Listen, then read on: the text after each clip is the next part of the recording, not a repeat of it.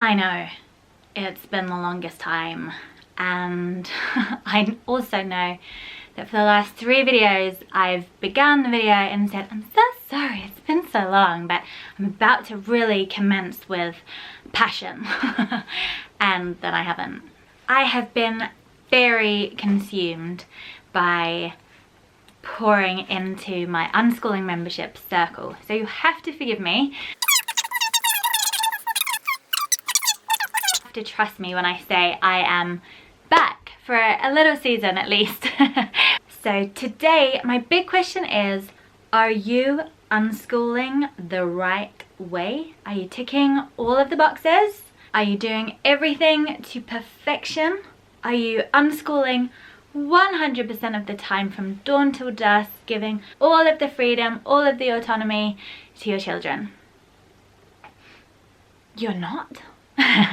Hopefully you know that I'm kidding. If you don't know that I'm kidding, I'm here to tell you that there is not really a right way to unschool. I know, that's a shock. But if you've ever heard that there is, you can now look at those folks and shake your head and go, no, no, no. In fact, I confess, I was possibly one of those people a few years ago. I had a really set in stone idea about unschooling and what it was and what it wasn't, and I was possibly too quick to judge. These days I have a sense that unschooling is about living in trust with your children. It is about connection and consent. It's about giving them as much autonomy as works in your family. It's about challenging your need for arbitrary boundaries. It is leaning into freedom. Yes, yes, yes. But now I understand that in practice, unschooling can look so varied from home to home. I've begun to see why for some households it really does look like completely limitless living, and it works beautifully in that home. But then I've also seen the other end of the spectrum where for certain reasons they are moving towards freedom but still very much working with boundaries.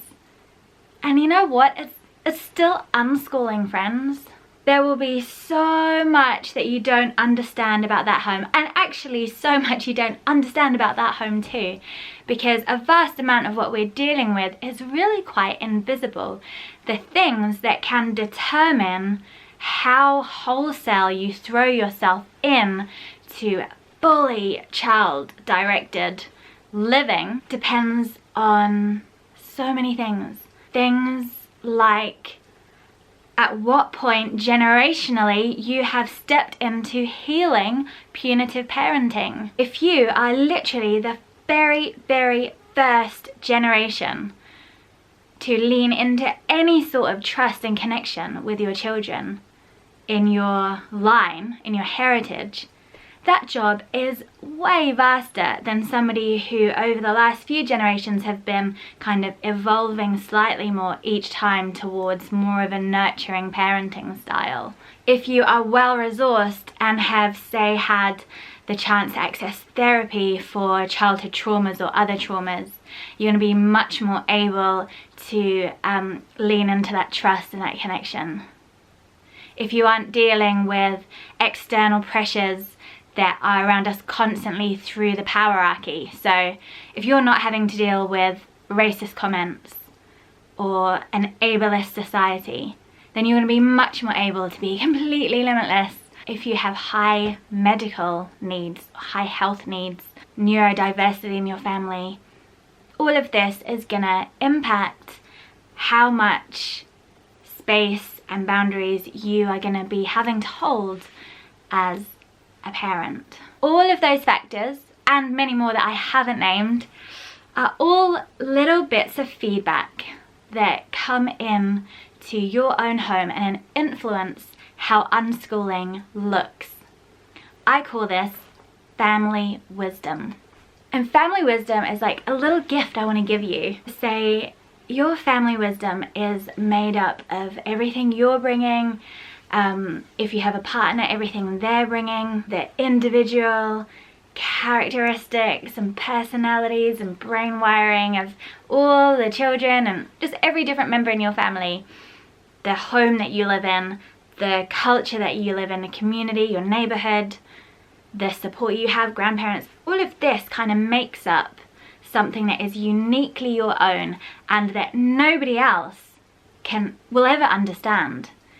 So you don't even really, you've got no responsibility to even justify it to anybody, but all of this is uniquely yours to sit with, to hold on to get curious about, and then come up with your family's unique response to situations, your unique response to the invitation from Unschooling to lean into trust and consent and self-direction. So this concept of family wisdom, it's not a pass to just languish in the kind of mainstream adultist parenting culture. Obviously, you have chosen a path of unschooling for reasons. So it's not a pass, it goes with the understanding that you are on a journey of challenging your own conditioning, of challenging the arbitrary boundaries you want to set, of getting curious about your own healing and how all of your scars and traumas are playing out in your family household. So all of that is alive whilst you can go, for now, we are doing it this way.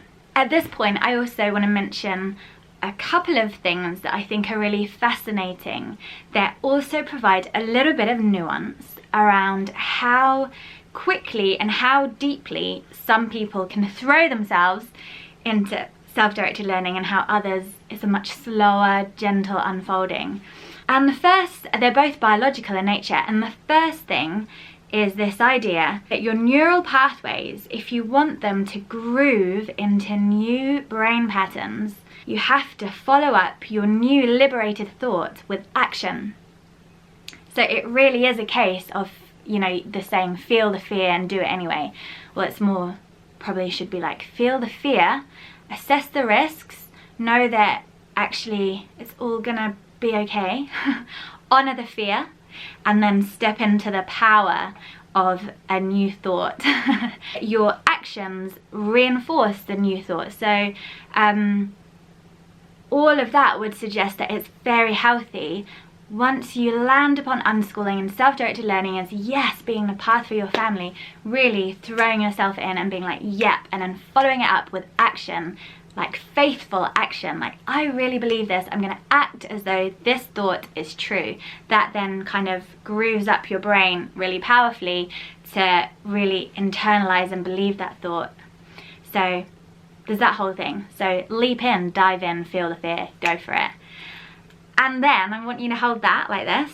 And then with this, I want to invite you to consider that our nervous systems are a whole system unto themselves, and that for some of you who have come from very, very entrenched beliefs, very shame-based, very punitive upbringings, your nervous system is going to be very heightened as you try and leap into things. And here I would like us to consider the possibility that for some people, taking baby steps towards their goal is perfectly okay. Because there are others out there who don't have nervous systems that are triggered by letting go all of the reins, for example. Actually, some unschoolers fall into it incredibly naturally. They have few triggers to work through. Their nervous systems are not hijacked on a regular basis. For all sorts of reasons, they're able to just unfold. Oh yeah, I get this. This all makes sense. I'm full of joy as I watch my children do this. But that is not everyone. Some people are gonna have to go slower than other people, because your family will not be served by you going, yeah, okay, go do whatever you want to do, children, I support you, whilst internally you are freaking the heck out and you're like, you can't breathe and you're totally aroused and your system is like, and you're like, and then you're watching them and you're like, your family is not going to be served by that. And so yeah, there's kind of these two different things, and only you, once again, only you know which one of these to lean kind of more into if you're like, you know what, I just need to take the guts and feel the fear and just rah. And then some of you are going to be like, that is me, my whole system is hijacked on a regular basis and I'm not coping with it. If that is you, really invite you to go easy on yourself and give yourself a lot of grace and really reach out for more support. But as you challenge your beliefs and decondition, give yourself permission to have this transparent conversation about what you're hoping to do but why you're having to go a little slower. Oh, I've gone so dark. Look, when did that happen? Hopefully you weren't too distracted by that as like just my mouth speaking. Hello. Okay, I'll just come into the light here. Just to say, I will see you next week to talk about why it is very problematic to say there is only one way to unschool. I think you'll like it. I'd love to hear from you in the comments. Please talk to me. It's always my favorite bit, is having conversations with you in the comments. I'm also going to drop a link below to the support that I offer. I offer a group coaching situation in my Circle membership. So it's for unschoolers and people moving towards unschooling. It's incredibly supportive, massive, high value, jam-packed, beautiful hub where we do live workshops every month. And yeah, it might just be exactly what you need. So take a little look below on that link. And in the meantime, mwah, much love to you.